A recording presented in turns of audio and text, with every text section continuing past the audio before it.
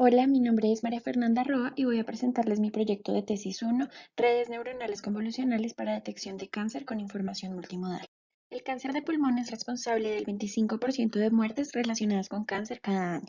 Cuando un paciente es diagnosticado con cáncer, su tasa de supervivencia a 5 años está determinada por la etapa en la que es diagnosticado.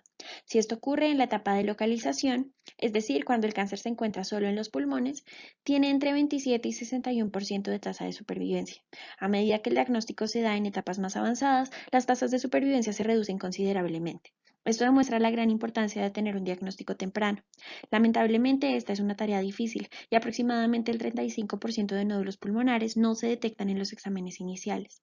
En el proceso diagnóstico seguido por el especialista se tienen en cuenta la historia clínica del paciente, imágenes médicas como radiografías o tomografías computarizadas y características específicas del paciente. Para apoyar este proceso, en la actualidad se recurre a herramientas computacionales.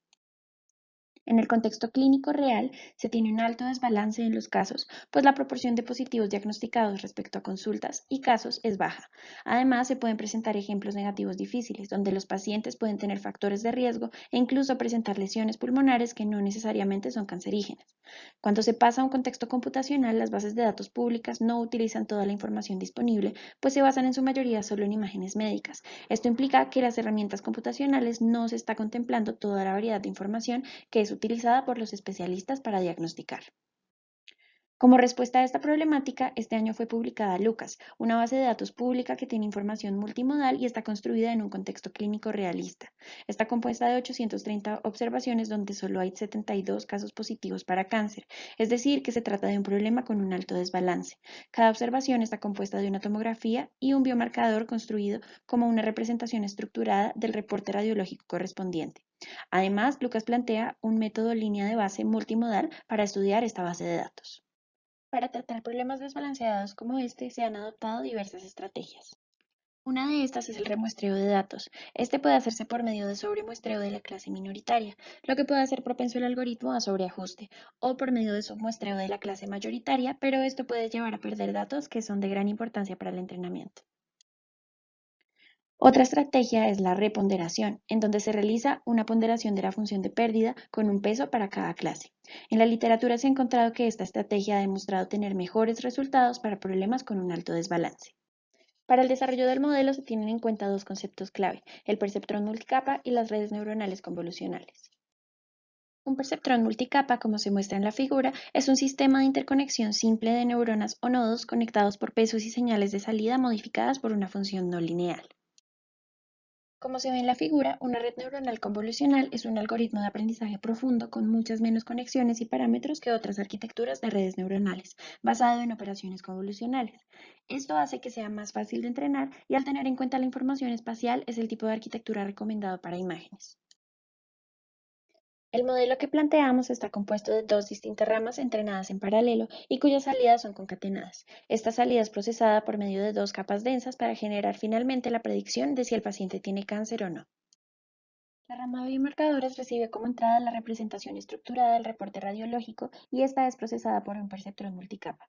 La salida de este procesamiento es escalada y se realiza un corrimiento por medio de parámetros aprendidos.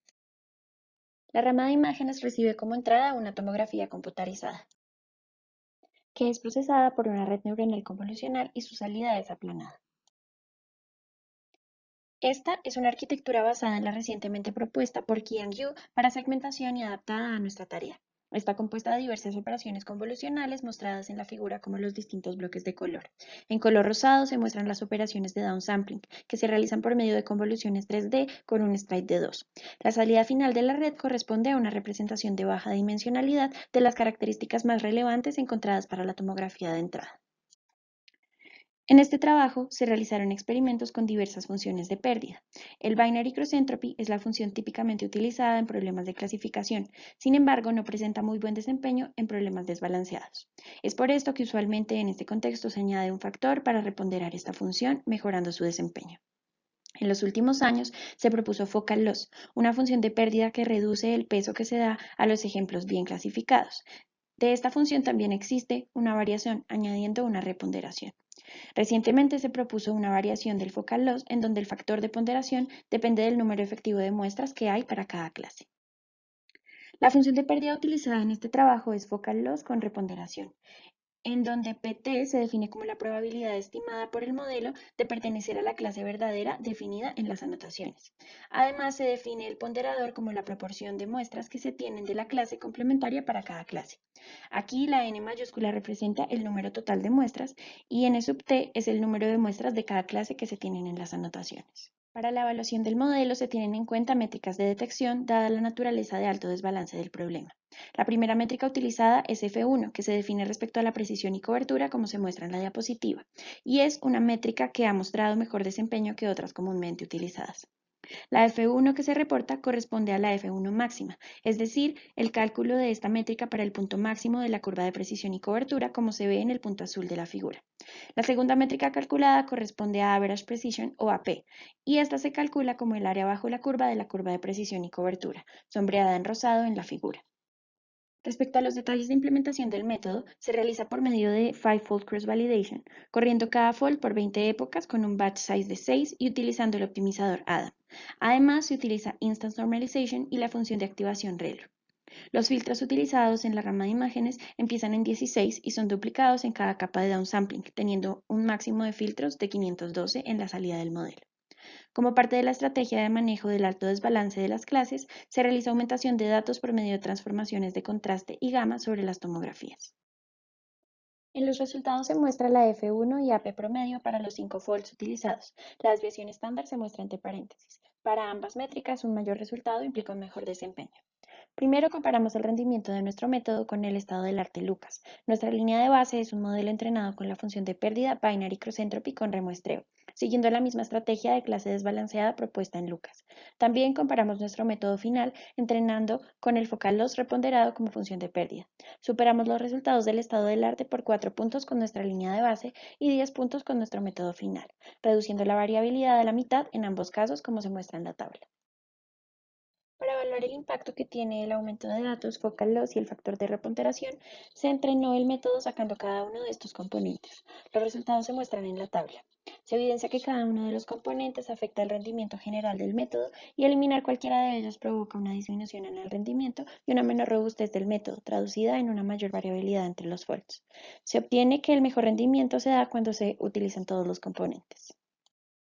El aumento de datos utilizado no es el único tipo que suele emplearse para tomografías computarizadas. No obstante, se seleccionaron estas transformaciones porque no modifican la morfología y ubicación de los nódulos, entre otras especificaciones que los radiólogos consideraron cuando realizaron los informes clínicos asociados a los biomarcadores. Esto se tiene en cuenta para que los biomarcadores sigan teniendo validez sobre los datos aumentados. Se prueba el efecto del aumento de datos tanto en Lucas como en nuestro modelo. Como se ve en la tabla, estas transformaciones no afectan el desempeño promedio de Lucas, pero sí generan una disminución en la variabilidad de los resultados. Por otro lado, para el método propuesto se evidencia una mejora de casi 5 puntos y también una disminución de la variabilidad. Se realizaron experimentos utilizando las distintas estrategias para manejar el desbalance de datos. Se toma como línea de base el modelo entrenado con Binary Cross Entropy como función de pérdida. Se evidencia que los resultados son consistentes con lo encontrado en la literatura, pues la estrategia de reponderación genera mejores resultados que la de remuestreo. Además, se ve que la variación del focal loss propuesta por Jin Cui genera mejores resultados que utilizar el focal loss básico. Se puede ver que los mejores resultados se obtienen con la reponderación por la proporción de muestras que se tienen de la clase complementaria para cada clase, es decir, la propuesta por nosotros. Los experimentos mostrados en la diapositiva anterior son replicados sobre la arquitectura de Lucas. Se puede evidenciar que para todos los experimentos nuestro modelo presenta un mejor desempeño. En este caso, nuevamente se evidencia que la reponderación es una estrategia más favorable que el remuestreo. Para concluir, entonces, se propone un método para el diagnóstico temprano multimodal de cáncer de pulmón utilizando la base de datos Lucas. Se modifica una arquitectura de segmentación para la tarea presentada, superando el estado del arte. Además, se evidencia que los enfoques utilizados normalmente para tratar desbalance de datos son prometedores también en imágenes médicas. Como se ha señalado en la literatura, se observa que las estrategias de reponderación muestran mejores resultados que las estrategias de remuestreo. Se mejora el desempeño del algoritmo por medio de estrategias sencillas de aumento de datos. Finalmente, se puede evidenciar que modelos como este, basados en conjuntos de datos construidos en contextos clínicos, podrían mejorar las herramientas computacionales de diagnóstico.